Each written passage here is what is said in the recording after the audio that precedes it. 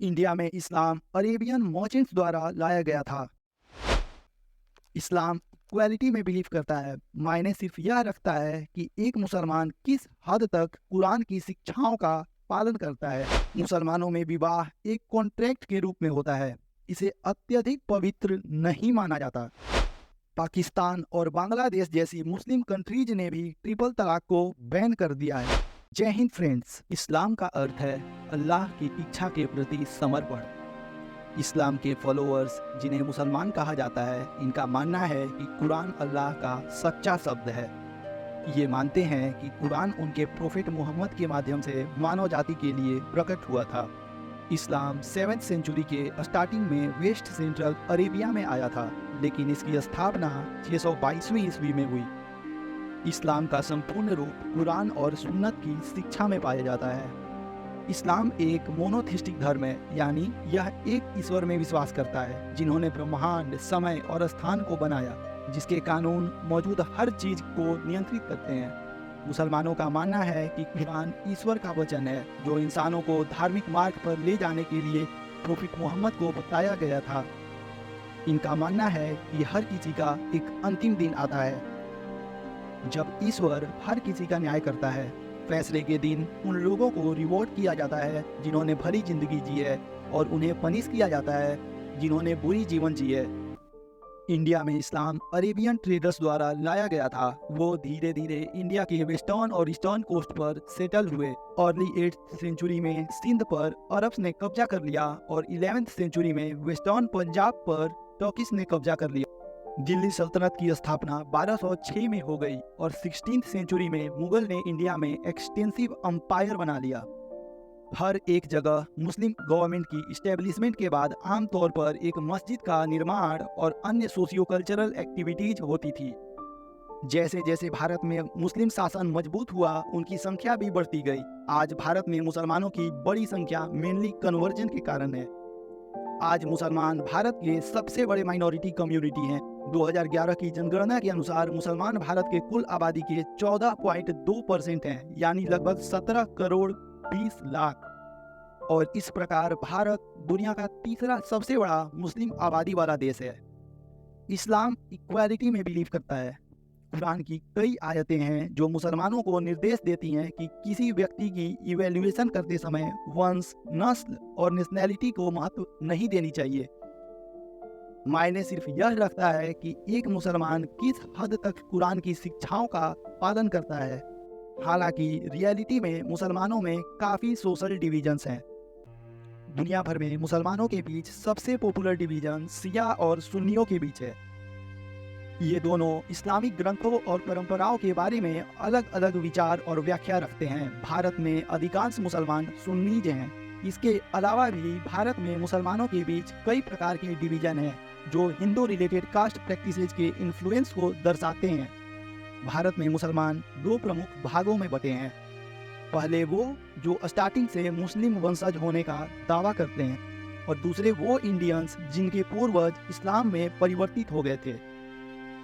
पहले वाले को अशरफ या सुराफा कहा जाता है, जिसका मतलब है सम्मानजनक, ऑनरेबल, जबकि दूसरी कैटेगरी का कोई नाम नहीं है।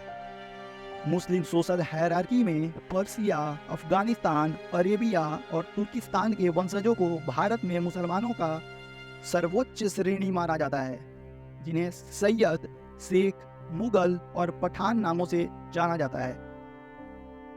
सैयद को फातिमा का वंशज माना जाता है। फातिमा प्रोफेट मोहम्मद की बेटी थी। प्रोफेट के डायरेक्ट वंशज के रूप में सैयद को मुसलमानों के बीच सर्वोच्च सामाजिक दर्जा दिया गया है। सैयद भी दो भागों में बटे हैं, हसनी और हुसैनी। मुस्लिम हायरार्की में दूसरे नंबर पर शेख आते हैं। उन्हें मक्का और मदीना के अर्ली मुस्लिम माइग्रेंट्स का वंशज माना जाता है। ये अपना वंश या तो अंसार या अंसारी को मानते हैं, जिसका अर्थ है जिन्होंने प्रोफेट और उनके फॉलोअर्स को आश्रय दिया था। अशरफ के मुगल और पठान सब डिवीजन हायरार्की में तीसरे नंबर पर आते हैं। सोशल स्टेटस में ये दोनों लगभग बराबर हैं। वे लोग जो मुगल सेनाओं के साथ भारत आए थे और यहीं बस गए, उन्हें मुगल कहते हैं। इनके भी कई सब डिवीजन हैं। पठान उन लोगों के वंशज हैं जो अफगानिस्तान के या पाकिस्तान के नॉर्थ वेस्ट के पाश्तो भाषी लोगों के वंशज हैं। भारतीय मूल के मुस्लिम कन्वर्ट्स को आमतौर पर उनकी जाति के नाम से बुलाया जाता है। ये मेनली 3 प्रकार के होते हैं। पहला, कन्वर्ट्स ऑफ हाई कास्ट, दूसरा कन्वर्ट्स ऑफ क्लीन ऑक्यूपेशन जैसे बाबर, और तीसरा कन्वर्ट्स ऑफ अनक्लीन ऑक्यूपेशन जैसे सफाई कर्मी। मुस्लिम हायरार्की में हाई कास्ट हिंदू कन्वर्ट्स को अशरफ के पद के नीचे रखा गया है। बड़े पैमाने पर ये लोग अभी भी कुछ हिंदू प्रैक्टिसेज फॉलो करते हैं, जैसे ये फर्स्ट कजिन से विवाह नहीं करते, जबकि इस्लाम इसकी अनुमति देता है। क्लीन ऑक्यूपेशनल कास्ट, ये भारत में मुस्लिम आबादी के बड़े हिस्से हैं। अनक्लीन कास्ट, ये मुस्लिम समुदाय के हायरार्की में सबसे निचले स्थान पर आते हैं। ये उन धर्मांतरित लोगों के वंशज हैं जो ट्रेडिशनल हिंदू वर्ण में सबसे नीचे आते थे। इस्लाम में ब्रह्मचर्य को डिस्करेज किया जाता है और शादी करने और परिवार बढ़ाने को प्रोत्साहित किया जाता है। हालांकि तलाक एक आम बात है। इस्लाम तलाक को हल्के में लेने की इजाज़त नहीं देता। प्रोफेट कहते थे कि अल्लाह ने अपने सेवकों के लिए जो कुछ भी वैध बनाया है उसमें सबसे घृणित चीज़ है तलाक।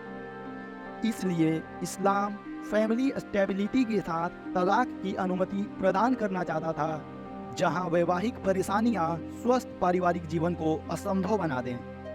मुस्लिम परिवारों में एक आम प्रथा पर्दा या महिलाओं को एकांत में रखना है।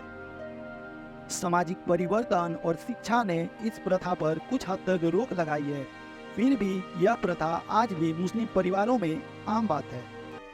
मुसलमानों में विवाह को निकाह कहा जाता है। यह एक कॉन्ट्रैक्ट के रूप में होता है। इसे अत्यधिक पवित्र नहीं माना जाता। मुस्लिम लॉ का मानना है कि निकाह का मुख्य उद्देश्य बच्चे पैदा करना है और उन्हें लीगल बनाना है। मुस्लिम विवाह के इसेंशियल एलिमेंट्स हैं शादी का प्रस्ताव का स्वीकार, 1 या 2 पुरुष और 2 महिलाओं के प्रेजेंस में, और सेटलमेंट ऑफ मेहर। निकाहनामा मेहर के नेचर को स्पेसिफाई करता है। मेहर एक विशेष धन राशि है या संपत्ति है जिसे दुल्हन दूल्हे से प्राप्त करती है। इसके बिना कोई भी मुस्लिम विवाह सामाजिक या कानूनी वैधता प्राप्त नहीं कर सकता। इस्लाम पैरेलल और क्रॉस कजिन दोनों के साथ शादी की परमिशन देता है, यानी पिता और माता के भाई या बहन के बच्चों के साथ शादी। मुस्लिम पर्सनल लॉ में पति को तलाक में अनलिमिटेड स्वतंत्रता प्राप्त है। वह अपनी पत्नी को अपनी खुशी से बिना कोई कारण बतलाए तलाक दे सकता है। दूसरी ओर महिला को ऐसी कोई आज़ादी नहीं है। इस प्रथा के कारण जनरली हस्बैंड वाइफ पर डोमिनेट करता है। हालांकि प्रोफेट ने महिलाओं को रीजनेबल ग्राउंड्स पर सेपरेशन का अधिकार दिया था, लेकिन रियलिटी में ऐसा नहीं है। इस्लाम में 2 प्रकार के तलाक होते हैं, तलाक और खूल। तलाक तब हो जाता है जब पति 3 बार तलाक तलाक तलाक बोलता है। हालांकि ट्रिपल तलाक कानून पास करके इसे बैन कर दिया गया है और अब यह इंडिया में पनिशेबल एक्ट है। पाकिस्तान और बांग्लादेश जो कि मुस्लिम कंट्रीज हैं, उन्होंने भी ट्रिपल तलाक को बैन कर दिया है। आज के डेट में दुनिया के 23 देशों ने ट्रिपल तलाक को पूरी तरह बैन कर दिया है। और दूसरा खूल है, जिसमें तलाक आपसी सहमति से होता है। तलाक के बाद महिला तुरंत पुनर्विवाह नहीं कर सकती। इसके पहले वो एक स्पेसिफिक पीरियड तक इंतजार करती है। ये जनरली 89 डेज का होता है। इस पीरियड को इद्दत कहा जाता है। इस्लाम में कुछ खास सेरेमनीज बहुत धूमधाम से मनाया जाता है, जैसे बच्चे का नामकरण, सर्कमसीजन जो नाई द्वारा किया जाता है या फिर अस्पताल में किया जाता है, बिस्मिल्लाह सेरेमनी जब एक बच्चा कुरान पढ़ने की शुरुआत करता है। इस्लाम में मेनली 2 प्रमुख त्योहार हैं, ईद उल फितर जिसे हम रमजान या ईद नाम से जानते हैं, ईद उल अजहा जिसे बकरीद कहा जाता है। मुहर्रम सामान्यतः कोई त्योहार नहीं है, यह एक स्मरण उत्सव है और शोक की अवधि है। फ्रेंड्स, हमारे चैनल पर और भी बहुत इंटरेस्टिंग वीडियोज हैं और शॉर्ट्स हैं, आप जाकर विजिट कर सकते हैं। धन्यवाद।